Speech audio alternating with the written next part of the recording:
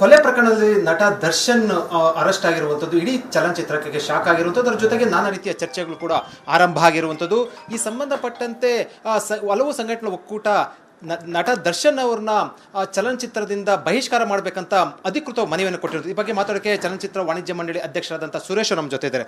Sir, first ಈ ಪ್ರಕರಣ ನೀವು ಯಾವ ರೀತಿ ನೋಡ್ತೀರಾ? ಏನು ಅನ್ಸುತ್ತೆ ಪ್ರಕರಣ? ಫಸ್ಟು ನಾನು ಹೇಳ್ಬಿಟ್ಟೆ, ಅವರ ಫ್ಯಾಮಿಲಿಗೆ ಸಂತಾಪ ಸೂಚನೆ ಮಾಡ್ತೀನಿ. ಅವರ ಸಾವನ್ನು ತಡ್ಕೊಳ್ಳೋ ಶಕ್ತಿ ಅವ್ರ ಫ್ಯಾಮಿಲಿ ಸಿಗಲಿ.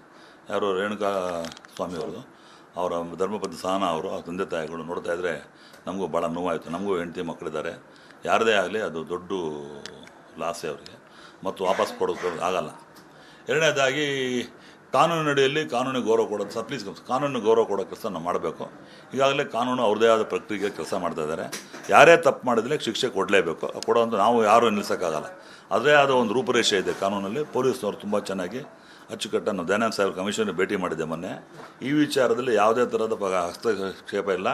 ಕೂಲಂಕುಷ ತನಿಖೆ ಮಾಡಿ ಏನು ನ್ಯಾಯ ಕೊಡಬೇಕು, ಅದು ಬಂದ ಮೇಲೆ ಏನು ಡಿಸಿಷನ್ ತೊಗೋಬೇಕು, ನಾನು ಡ್ರಾಸ್ಟಿಕ್ಕಾಗಿ ವಿತೌಟ್ ಎಸಿಟೇಷನ್ ಯಾವುದು ಆಬ್ಲಿಗೇಷನ್ ಇಲ್ಲದೆ I will take A decision. Sir, ಹಿರಿಯ ಅಂದರೆ ನಟ ಸಖತ್ ಪವರ್ಫುಲ್ ಇರುತ್ತದೆ ದರ್ಶನ್ನು ಅಂತೆಲ್ಲ ಕೂಡ ನಿಮ್ಮ ಚಲನಚಿತ್ರ ವಾಣಿಜ್ಯ ಮಾಡಿ ಚರ್ಚೆ ಆಗ್ತಾ ಇರ್ತದ್ದು. ಈಗ ಅಧಿಕೃತವಾಗಿ ಒಂದಷ್ಟು ಸಂಘಟನೆಗಳು ಬಂದು ಅವನ್ನ ನಟ ದರ್ಶನ್ನ ಏನು ಚಲನಚಿತ್ರ ವಾಣಿಜ್ಯ ಮಂಡಳಿಯಿಂದ ಅಥವಾ ಬಹಿಷ್ಕಾರ ಮಾಡಬೇಕು ಚಲನಚಿತ್ರದಿಂದ ಅಂತ ಏನು ಹೇಳ್ತೀನಿ ನೀವು? ವಾಣಿಜ್ಯ ಮಂಡಳಿ ಇರೋದು to protect the interest producer, distributor, exhibitor. ಈ ಜವಾಬ್ದಾರದು ಕಲಾವಿದ ಸಂಘ. ಕಲಾವಿದ ಸಂಘದ ಪದಾಧಿಕಾರಿಗಳಿದ್ದಾರೆ, ದಯವಿಟ್ಟು ಅವ್ರಿಗೆ ಭೇಟಿ ಮಾಡಿ. ಆದರೂ ಕೂಡ ವಾಣಿಜ್ಯ ಮಂಡಳಿ ಜವಾಬ್ದಾರಿ ಇದೆ. ನಾವು ಕರೆಸಿ ಕೂರಿಸಿ ಮಾತಾಡಿಸಿ ಚರ್ಚೆ ಮಾಡಿ ಯಾವ ಥರ ತೊಗೋಬೇಕು, ಅದು ಪೊಲೀಸ್ನವರು ಎನ್ಕ್ವೈರಿ ಪೂರ್ತಿ ಆಗಲಿ. ಫಸ್ಟು ನಾಳೆ ನಾಡಲ್ಲಿ ಗೊತ್ತಾಗುತ್ತೆ ಯಾರು ಕಲ್ಪ್ರಿಟ್ಸು. ಅಲ್ಲಿ 13 ಜನ ಆರೋಪಿಗಳಿದ್ದಾರೆ. ನಮ್ಮ ಕಮಿಷನರ್ ಸಾಹೇಬರು ಏನೇನು ಮಾತಾಡಿದ್ರೋ ಎಂಟೈರ್ ಎಂಡಾರ್ಸ್ ಮಾಡ್ತೀನಿ ಅಂತ ಇನ್ನೇನೇ ಹೇಳ್ಬಿಟ್ಟಿದ್ದೀನಿ. ಅಲ್ಲಿಂದ ಆಗತ್ತಂಗ ನಾನು ಯಾವುದೇ ಥರ ಕ್ರಮ ತೊಗೊಳಕ್ಕಾಗಲ್ಲ. ಹೇಳ್ತಿ ಕಡೆ ನಮ್ಮದೇ ಆದ ರೀತಿ ನೀತಿ ಇದೆ. ಎಲ್ಲ ಜವಾಬ್ದಾರಿ ವಾಣಿಜ್ಯ ಮಂಡಳಿ ದಯವಿಟ್ಟು ಹಾಕ್ಬಿಡಿ. ನಡಿ, ಈಗ ಶುರು ಮಾಡೋಣ. ಕೇಸರಿಯಿಂದ ಮನೋಲ್ಲಾಸ ಮನಸ್ಸು ಮತ್ತೇರಿ ಕುಣಿದಾಡಿದೆ ನೋಡು, ಮನಸ್ಸು ಮತ್ತೇರಿ ಕುಣಿದಾಡಿದೆ ನೋಡು.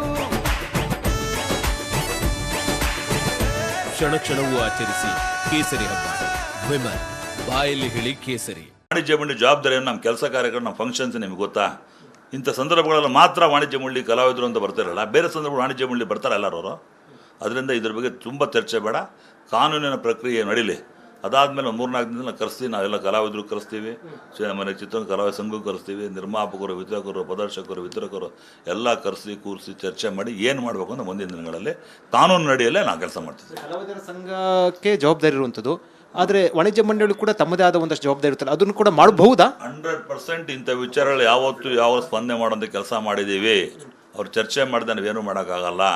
ಅವ್ರಿಗೂ ಕರೆಸಿ ಕೂರಿಸಿ ಮಾತಾಡ್ತೀನಿ ಅಂತ ಹೇಳ್ತೀನಿ, ಕರೆದು ಮಾತಾಡ್ತೀನಿ. ದರ್ಶನ್ ವಿರುದ್ಧ ಹಿಂದೆ ಒಂದಷ್ಟೆಲ್ಲ ಈ ರೀತಿ ಒಂದು ಆರೋಪಗಳು ಬಂದಿದ್ವಲ್ಲ, ಸೊ ಅದ್ರ ಬಗ್ಗೆ ಅಂದರೆ ಈ ಕಂಟಿನ್ಯೂ ಆಗಿರೋ ಹಿನ್ನೆಲೆಯಲ್ಲಿ ಒಂದು ಕನ್ನಡ ಚಿತ್ರರಂಗಕ್ಕೆ ಮುಜುಗರ ಆಗಿದೆ ಅಂತ ಅನ್ಸಲ್ವಾ? ಮತ್ತು ಇದು ರಾಷ್ಟ್ರೀಯ ಅಂತಾರಾಷ್ಟ್ರೀಯ ಮಟ್ಟದ ಚರ್ಚೆ ಆಗ್ತಾ ಇರೋದು ಮುಜುಗರ ಅಂತ ಅನ್ಸಲ್ವಾ? 100% ಅವಮಾನ ಆಗಿದೆ, ದುಃಖ ಆಗಿದೆ, ಮಾತಾಡೋಕ್ಕೆ ನಾಚಿಕೆ ಆಗ್ತದೆ ನಮಗೆ. ಅಂಥ ಕರ್ನಾಟಕದ ಮಧ್ಯಾಹ್ನದ ಅಭಿಮಾನ ಇಟ್ಕೊಂಡಿದ್ದಾರೆ. ಅಭಿಮಾನಿಗೆ ನೋವಾಗಿದೆ ಅಂದರೆ ಅರ್ಥ ಆಗಿ ನಮಗೆ ಎಷ್ಟು ನೋವಾಗಿರ್ಬೋದು ಲೆಕ್ಕ ಹಾಕಿ. ಅಂಥ ದೊಡ್ಡ ಅಭಿಮಾನಿಗಳಿದ್ದಾಗ ಇವ್ರು ಯಾವ ಥರ ನಡ್ಕೋಬೇಕು, ಹೆಂಗಿರಬೇಕು, ಸಮಾಜದಲ್ಲಿ ಯಾವ ಥರ ಇರಬೇಕು, ಇಂಥ ಸಂದರ್ಭದಲ್ಲಿ ಹೆಂಗೆ ಮಾಡಬೇಕು ಅಂತ ಅವ್ರಿಗೆ ಜವಾಬ್ದಾರಿ ಇರಬೇಕು. ಯಾಕಂದರೆ ಕರ್ನಾಟಕ ಜನ ಎಲ್ಲ ಪ್ರೀತಿ, ವಿಶ್ವಾಸ, ನಂಬಿಕೆ, ಹಣ, ಅಂತಸ್ತು, ಐಶ್ವರ್ಯ ಎಲ್ಲ ಕೊಟ್ಟಾಗ ತಾವು ನಡೆದು ಬಂದ ದಾರಿ ನೋಡ್ಕೋಬೇಕಾಗತ್ತೆ. ಇವತ್ತು ಏನು ಉತ್ತರ ಕೊಡಬೇಕು, ಅವರೇ ಉತ್ತರ ಕೊಡಲಿ ಬಿಡಿ. ಅದೇನು ನಾನು ಮಾಡಿಲ್ಲ ಅಂತ ಹೇಳ್ತಾರೆ. ಕಾನೂನು ನೋಡಿಯಲ್ಲಿ ಎನ್ಕ್ವೈರಿ ನಡೀತಾರೆ. ಎನ್ಕ್ವೈರಿ ಆದ ನಾನು ಮಾತಾಡ್ತೀನಿ ಬಿಡಿ. ಯಾರೇ ತಪ್ಪಾಗಲಿ. ಇವತ್ತು ನೋಡಿದರೆ ಇತ್ತೀಚಿನ ದಿನಗಳಲ್ಲಿ ದೇಶದ ಪ್ರಧಾನಮಂತ್ರಿ ಮೊಮ್ಮಗನಿಗೆ ಅವ್ರೇನಂದ್ರು, ಕಾನೂನು ನೋಡಿಯಲ್ಲಿ ಯಾರು ತಪ್ಪು ಮಾಡಿದ್ರು ಕ್ರಮ ತಗೊಳ್ಳಿ, ನಾವು not interfere not poke my nose ಅಂದ್ರಲ್ಲ, ಅದೇ ಥರ ನಾವು ಕಾನೂನು ನೋಡಿ ಕಾನೂನಿಗೆ ಗೌರವ ಕೊಡೋದು ನಮ್ಮ ಧರ್ಮ. ಅದು ನಾವು ಕೊಡ್ತೀವಿ. ರಾಜ್ಕುಮಾರ್, ವಿಷ್ಣುವರ್ಧನ್, ಪುನೀತ್ ರಾಜ್ಕುಮಾರ್ ಎಲ್ಲ ಅಂತ ಒಂದು ಆದಿ ಹಾಕೊಟ್ಟೋಗಿದಂಥ ಸಂಘ ನೀವು ಏನು ಸಂದೇಶ ಕೊಡ್ತೀರಾ? ಅಂದರೆ ಏನು ಕಲಾವಿದರ ಸಂಘ ಮತ್ತೊಂದು ಅಂತೇಳಿ ಏನು ಸಂದೇಶ ಕೊಡ್ತೀರಾ? ರಾಜ್ಕುಮಾರ್ ಬಗ್ಗೆ ಕಂಪೇರ್ ಮಾಡಿಬಿಡಿ. ಅವರು ಒಂಥರ ಕನ್ನಡ ದೇವರು. ಅವರು ಚಿತ್ರರಂಗದಲ್ಲಿ ವಾಣಿಜ್ಯ ಮಂಡಳಿ ಅಂದರೆ ಆ ಸ್ಥಾನಕ್ಕೆ ಗೌರವ ಕೊಟ್ಟು ಚಪ್ಪಲಿ ಬಿಟ್ಟು ಒಳಗೆ ಬರೋರು. ಅಂಥ ಒಂದು ಪರಿಜ್ಞಾನ ಇಟ್ಕೊಳ್ಳಿ ಇವತ್ತಿನ ಕಲಾವಿದರುಗಳು ಹೇಳೋದು. ಅಂಥ ವಾಣಿಜ್ಯ ಮಂಡಳಿ ಅದು ಇಂಡಿವಿಜುವಲ್ ಬರಲ್ಲ, ಅದು NM ಸುರೇಶ್ ಬರಲ್ಲ, ಅದು chair. They must give respect. ಅದಕ್ಕೆ ಮಾಡಿದ್ರೆ ಅದೆಲ್ಲ ಆಗಬೇಕು, ಅದೆಲ್ಲ ರೆವಲ್ಯೂಷನ್ ಆಗಬೇಕು, ಅದೆಲ್ಲ ಕಲಾವಿದರಿಗೆ ಎಲ್ಲರಿಗೂ ಜವಾಬ್ದಾರಿ ಬಂದ ಮಾತ್ರ ಸರಿಯಾಗಿ ಉತ್ತರ ಕೊಡೋಕ್ಕಾಗತ್ತೆ. ದಯವಿಟ್ಟು ಇದ್ರ ಮುಂದಿನ ದಿನಗಳಲ್ಲಿ ಒಂದು 2-3 ದಿನ ಬಿಟ್ಟು ಬಂದು ಚರ್ಚೆ ಆದಮೇಲೆ ಇದು ನೆಕ್ಸ್ಟ್ ಫರ್ದರ್ ನಾನು ಮಾತಾಡ್ತೀನಿ. ಈಗ ಅಮಾನತು ಶಿಸ್ತು ಕ್ರಮ ಸೂಕ್ತ ಕ್ರಮ ಏನು ತೆಗೆದುಕೊಳ್ಬೋದು ಏನಂತ ಹೇಳ್ತೀರಿ? ನೀವೇನು ಸಂದೇಶ ಏನು ಕೊಡ್ತೀರಿ, ಮೆಸೇಜ್ ಏನು ಕೊಡ್ತೀರಿ ನೀವು? ಹಂಗಾದ್ರೆ ಅಮಾನತು ಕೊಡೋಕೆ ಅವರು ನಂಬ್ಕೊಂಡು ಸಾಕಷ್ಟು ಸಿನಿಮಾ ದುಡ್ಡು ಬಂಡವಾಳ ಹಾಕಿದ್ದಾರೆ. 50 ಕೋಟಿ ರೂಪಾಯಿ ದುಡ್ಡು ಹಾಕ್ಯಾರ ಬಡದವರು. ಡೆವಿಲ್ ಸಿನಿಮಾ ಇನ್ಯಾವ ಸಿನಿಮಾಗಳು ಅಡ್ವಾನ್ಸ್ ಕೊಟ್ಟರೆ ಹೋದ್ರೆ ಕೇಳ್ಬೇಕಾನೆ. ಪ್ರೋಸ್ ಆ್ಯಂಡ್ ಕಾನ್ಸಿಕ್ವೆನ್ಸ್ ಏನು ನೋಡಿಕೊಂಡು ಆಮೇಲೆ ಮಾಡಬೇಕಾಗುತ್ತೆ. ಇರೋ ಸಿನಿಮಾಗಳನ್ನು ಹೆಂಗೆ ಮಾಡಬೇಕು, ಅವ್ನು ಹೆಂಗೆ ಬದುಕಿಸ್ಬೇಕು ಚಿಂತೆ ಮಾಡಬೇಕು. ಒಂದು ಸಿನಿಮಾ ಅಂದರೆ 1000 ಮದುವೆ ಮಾಡಿದಂಗೆ, ಒಂದು ಸಿನಿಮಾ ದರ್ಶನ್ ಸಿನಿಮಾ ಅಂದರೆ 100 ಕೋಟಿ ಬಂಡವಾಳ. ಅದ್ರ ಬಗ್ಗೆ ಫಸ್ಟ್ ಮಾಹಿತಿ ಕಲೆ ಮಾಡಿ, ಆ ನಿರ್ಮಾಪಕನ ಗತಿ ಏನಾಗಿದೆ ಕಲೆಕ್ಟ್ ಮಾಡಿ. ಸಸ್ಪೆಂಡ್ ಮಾಡೋದು ನಾಳೆ ಬೆಳಗ್ಗೆ ಮಾಡಿಬಿಟ್ಟು ಸಸ್ಪೆಂಡ್ ಮಾಡ್ತಿದ್ದಂಗೆ ನೆಕ್ಸ್ಟ್ ಆ್ಯಕ್ಟಿಂಗ್ ಮಾಡಬೇಡ ಅಂದರೆ ವಾಟ್ ಅಬೌಟ್ ಇದು ಪ್ರೊಡ್ಯೂಸರ್ಸ್ ನಂಬ್ಕೊಂಡು ಕೆಲಸ ಮಾಡಿ ಏನು ಮಾಡ್ತೀರಾ? ಸಂಜಯ್ ದತ್ತು ಇದೆಲ್ಲ ದೂರೆಲ್ಲ ಬಂತಲ್ಲ ಸರ್, ನಾನು ಏನು ಮೆಸೇಜ್ ಕೊಟ್ಟು ಹಂಗಾರೆ ಓಕೆ ಮತ್ತೊಂದು ಆಗ್ತಾ ಇಲ್ಲ ಅಂತ ಹೇಳ್ತೀರಾ? ಈಗ ವಾಣಿಜ್ಯ ಮಂಡಳಿ ಪದೇ ನಿರ್ಮಾಪಕ ಸಂಘ ಕೇಳು, ವಾಣಿಜ್ಯ ಕೇಳಂಗಿಲ್ಲ. ಕಲಾವಿದ ಸಂಘ ಹೋಗಿ ಕ್ವಶನ್ ಕೇಳಿ, ದೂರು ಕೊಡೋದು ಅಲ್ಲಿ. ನಾದರೂ ಕೂಡ ಸ್ಪಂದನ ಕೆಲಸ ಮಾಡಿ. ಅದಕ್ಕೆ ಹೇಳೋದು ಈ ವಿಚಾರಗಳಲ್ಲಿ ಕೂಲಂಬ ಚರ್ಚೆ ಮಾಡಿ ಏನು ಮಾಡಬೇಕು ಅನ್ನೋದು. ಈಗ ಡಾಕ್ಟರ್ ರಾಜ್ಕುಮಾರ್ ಬಗ್ಗೆ ಮಾತಾಡೋಕ್ಕೆ ಆಗಲ್ಲ. ಅವರು ವಾಣಿಜ್ಯ ಮಂಡಳಿ ಅನ್ನೋದು ದೊಡ್ಡ ಗೌರವ ಕೊಡೋರು. ರಾಜ್ಕುಮಾರ್ ಅಭಿಮಾನಿ ದೇವರುಗಳು ಅಂತ ಹೇಳಿದ್ರೆ ಅವರೇನು ಹೇಳಿದ್ರು? ನೀವೇ ಮಾತಾಡ್ತೀರಿ. ರಾಜ್ಕುಮಾರ್, ವಿಷ್ಣುವರ್ಧನ್, ಅಂಬರೀಷ್, ಶಂಕರ್ ನಾಗ್ ಅವರು ವಾಣಿಜ್ಯ ಮಂಡಳಿ ಎಷ್ಟು ಬೆಲೆ ಕೊಡ್ತಿದ್ರು? ಆ ವಾತಾವರಣ ಇವತ್ತಿದೆಯಾ? ಅದಿದ್ದರೆ ಇದು ಆಗ್ತಿತ್ತಾ? ಈಗೆಲ್ಲ ಹಿಂದೆ 4-5 ಘಟನೆಗಾಗಿತ್ತು. ಅವಾಗ ಕರೆಸಿ ಕೂರಿಸಿ ಮತ್ತೆ ಚರ್ಚೆ ಮಾಡ್ಬೋದಿತ್ತಲ್ಲ. ಜವಾಬ್ದಾರಿ ಯಾರ್ದು? ಕರೆದ ತಕ್ಷಣ ಸ್ಪಂದಿಸುವಂಥ ಕೆಲಸ ಅವರು ಕೂಡ ಮಾಡಬೇಕಾಗತ್ತೆ. ಈ ಪೊಲೀಸವ್ರು ಯಾಕೆ ಬರ್ತಾರೆ ಹೇಳಿ? ಯಾವುದೇ ಅಹಿತಕರ ಘಟನೆ ಆಗ್ಬಾರ್ದು. ಒಳ್ಳೇದು. ಇವಾಗ ದಯಾನಂದ ಸಾಹೇಬ್ರು ಎಂಥ ಡಿಸಿಷನ್ ಕೊಟ್ಟರು ನೋಡಿದ್ರೆ, ಅವ್ರು ಸ್ಟೇಟ್ಮೆಂಟ್ ನೋಡಿದ್ರೆ ಅವ್ರು ಎಂಟೈರ್ ಅವ್ರು ಮಾತಾಡಿದಾಗ ಎಂಡಾರ್ಸ್ ಮಾಡ್ತೀನಿ. ನನ್ನ ಮನೆ ಕೊಟ್ಟೆ ಗೋವಾದಲ್ಲಿದ್ದೆ ನಾನು, ಎಂಡಾರ್ಸ್ ಮಾಡ್ತೇನೆ ವರ್ಣ ಅಂದೆ. ಕೂಲಂಕುಷವಾಗಿ ಪಾರದರ್ಶಕದಿಂದ ಏನು ನಡೆದಿದೆ ವಾಸ್ತವಿಕತೆ ಮಾಡ್ತೀನಿ ಅಂದು ಕಾನೂನು ನಡೆಯಲು ಯಾರೇ ತಪ್ಪು ಮಾಡೋದು ಅವ್ರಿಗೆ ಶಿಕ್ಷೆ ಕೊಡುವಂಥ ಕೆಲಸ ನಾನು ಮಾಡ್ತೀನಿ ಅಂದಮೇಲೆ ಈಸ್ ದಿ ಅಲ್ಟಿಮೇಟ್. ಕಾನೂನು ಇದು ಅಲ್ಟಿಮೇಟ್. ಲಾಗೆ ಗೌರವ ಕೊಡಬೇಕು. ಕಾನೂನು ಏನು ಹೇಳುತ್ತೋ ಅದನ್ನ ಮಾಡ್ತೀವಿ. ಜವಾಬ್ದಾರಿ ಸಂಘದಲ್ಲಿ ಇದ್ಕೊಂಡು ಈಗ ಸಭೆ ಕರಿತೀರಿ ಸರ್, ಕಲಾವಿದರ ಸಂಘದ್ದು ಚಿಂತೆ ಮಾಡ್ತೀವಿ. ಇನ್ನು too early to tell all these things. Kindly wait for 2 days. ಸಂದೇಶ ಮಾಡಿರೋದು ಯಾರೇ ಮಾಡೋದು ತಪ್ಪಿದ ಶಿಕ್ಷೆ ಆಗಬೇಕು ಅಷ್ಟೇ ಸಂದೇಶ. ಮುಂದಿನ ದಿನಗಳಲ್ಲಿ ಇಂಥ ಘಟನೆ ನಡೀಬಾರ್ದು. ನಡೀತದೆ ಹೆಂಗೆ ಮಾಡಬೇಕು ಅನ್ನೋದನ್ನ ಚರ್ಚೆ ಮಾಡಿ ಕಾನೂನು ಶಿಕ್ಷೆ ಆಗುತ್ತೆ.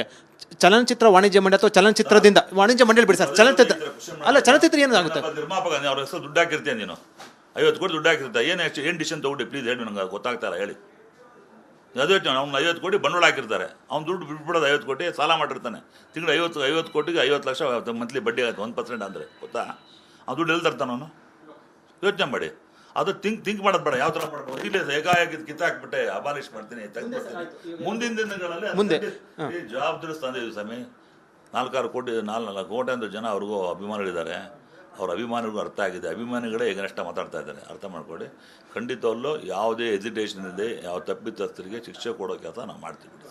ನಾವು ನಿರ್ಮಾಪಕರು ಪರವಾಗಿ ಇದ್ದಾರೆ ಅಥವಾ ದರ್ಶನ್ ಪರವಾಗಿ ವಿರುದ್ಧವಾಗಿದ್ದಾರೆ ಅಥವಾ ಏನಂತ ಹೇಳ್ಬೋದು? ಅಂದರೆ ನೀವು ನಿರ್ಮಾಪಕರು ಪರವಾಗಿ ಮಾತಾಡೋದಕ್ಕೆ ನಾನು ಪಬ್ಲಿಕ್ಗೆ ಅಭಿಮಾನಿಗಳು ಬಿಡಿ, ಪಬ್ಲಿಕ್ ಏನು ಮತ್ತೆ ಪರ ವಿರೋಧ ಬರಲ್ರಿ. ಅಲ್ಟಿಮೇಟ್ಲಿ ಎಕ್ಸಿಸ್ಟೆನ್ಸ್ ಪ್ರೊಡ್ಯೂಸರ್ ಬೇಕ್ರಿ. ತಪ್ಪು ಮಾಡಿದವ್ರು ಅನುಭವಿಸ್ತಾರೆ ಅಷ್ಟೇ. ನಿರ್ಮಾಪಕರು ಹಳಿ ಉಳಿ ನೋಡ್ಬೇಕು. ನಾಳೆ ದುಡ್ಡು ಹೋದ್ರೆ ನಿರ್ಮಾಪಕರು ಹೆಂಡತಿ ಮಗಳು ಅವ್ರ ಮೇಲೆ 8 ಜನ ಸೂಸೈಡ್ ಆಗಿರ್ ಗೊತ್ತಾ? ನಮ್ಮಲ್ಲಿ 8 ಜನ ಸತ್ತೋಗಿರ್ ಗೊತ್ತಾ ನಿಮಗೆ? ಅದ್ರ ಬಗ್ಗೆ ಎನ್ಕ್ವೈರಿ ಮಾಡಿ ಸರ್. ಇದ್ರೂ ಮಾಡೋದಿಲ್ಲ. ಏನೋ ಒಂದು ಆಯ್ತು ಕರೆಕ್ಟು, ಮಾಡಿದ ತಪ್ಪಿದ್ದಕ್ಕಂತೆ ಕಾನೂನಿದೆ. ಕಾನೂನು ಪ್ರಕ್ರಿಯೆಯಲ್ಲಿ ಏನು ನಡೀತು ನಡ್ಕೊಂಬಂದಿದೆ ತಾನೆ. ಪದೇ ಅದನ್ನೇ ನಾವು ಉತ್ತರ ಕೊಡೋಲ್ಲ. ಸಾರಿ, ನೆಕ್ಸ್ಟ್ 3 days ವೆಯ್ಟ್ ಮಾಡಿ. ನಿಮ್ಮ ನಿರ್ಮಾಪಕನಾಗಿ ಅದ್ರ ಕಷ್ಟ ಕಾರ್ಪೊರೇಟ್ ಅರ್ಥ ಮಾಡ್ಕೊಂಡು ನೀವು ಕ್ವಶನ್ ಮಾಡಿದ್ರೆ ನಾನು ಉತ್ತರ ಕೊಡ್ತೀನಿ ಸರ್. ಈಗ ನಾನು ಸಿನಿಮಾ ಮಾಡಿದ್ದೀನಿ, ಕಳ್ಕೊಂಡಿದ್ದೀನಿ, ಅನುಭವಿಸಿದ್ದೀನಿ, ಕೋಟೆ ಅಂತ ಕಳೆದಿದ್ದೀನಿ, ಮನೆ ಮಠ ಕಳ್ಕೊಂಡಿದ್ದೀನಿ, ಮತ್ತೆ ಎದ್ದು ಕೂತಿದ್ದೀನಿ, ಅಧ್ಯಕ್ಷ ಆಗಿದೆ. ನನಗೆ ಕಷ್ಟ ಗೊತ್ತು. ಜೀವನ ಯಾವ ತೆಗೋಕ್ಕೆ ಅಧಿಕಾರ ಇಲ್ಲ. ಅವ್ರು ಏನೇ ತಪ್ಪು ಮಾಡಿದ್ರು ಕೂಡ ಕಾನೂನಿದೆ. ನಮ್ಮ ಕಾನೂನು ಭಾಳ ಚೆನ್ನಾಗಿದೆ. ನಮ್ಮ ಪೊಲೀಸರು ಭಾಳ ಸ್ಟ್ರಾಂಗ್ ಆಗಿದ್ದಾರೆ. ಇಂಥ ವಿಚಾರಗಳಲ್ಲಿ ಕೂಲಂಕುಷ ತನಿಖೆ ಮಾಡಿ ಅಂತ ಬುದ್ಧಿ ಕಲಿಸೋ ಕೆಲಸ ಅವ್ರು ಮಾಡ್ತಾರೆ. ಅವ್ರು ಕಾನೂನು ಕೈಗೆ ತೊಗೊಂಡು ಆ್ಯಕ್ಷನ್ ತೊಗೊಂಡು ಅವ್ರು ಹೇಳ್ತಾರೆ ಯಾರ? I cannot talk all these things in front of media please sir. ಈಗ ನೆಕ್ಸ್ಟ್ ಮಾತಾಡ್ತೀನಿ. ಸಾರಿ ಸರ್, ಏನು ಕ್ರಮ ಕೈಗೊಳ್ಳಕ್ಕಾಗಲ್ವ? 100% ಕ್ರಮ ಅಂತ ಹೇಳ್ಬೋದು. 100% ತೊಗೊಳ್ತೀವಿ ಸರ್. ತಪ್ಪಿದ್ರೆ ತಪ್ಪೇ ಅಷ್ಟೇ. ಅದು ಚರ್ಚೆ ಮಾಡಿ ನಾನು ಒಬ್ಬನೇ ಕ್ರಮ ತೊಗೊಳಕ್ಕಾಗಲ್ಲ. ಇದಕ್ಕೆ ನಮ್ಮದೇ ಆದ ರೀತಿ ನೀತಿ ಇದೆ, ಅದನ್ನು ತೊಗೊತೀವಿ ಸರ್. ಇದು ಸುರೇಶ್ ಅವರ ಹೇಳಿಕೆ. ಅವ್ರು ಹೇಳ್ತಾ ಇರುವಂಥದ್ದು ಏನು ತಪ್ಪಿತಸ್ಥರಾದ ಖಂಡಿತವಾಗ್ಲೂ ಕ್ರಮ ಕೈಗೊಳ್ತೀವಿ, ಎಲ್ಲವೂ ಕೂಡ ಸಭೆ ನಡೆಸಿ ನಾನು ಕ್ರಮ ಕೈಗೊಳ್ತೀನಿ ಅಂತ ಭರವಸೆಯನ್ನು ಕೊಟ್ಟಿರುವಂಥದ್ದು. ಕ್ಯಾಮರಾ ಪರ್ಸನ್ ಮಧು ಜೊತೆ ವಿಜಯ್, ರಿಪಬ್ಲಿಕ್ ಟಿವಿ, ಬೆಂಗಳೂರು.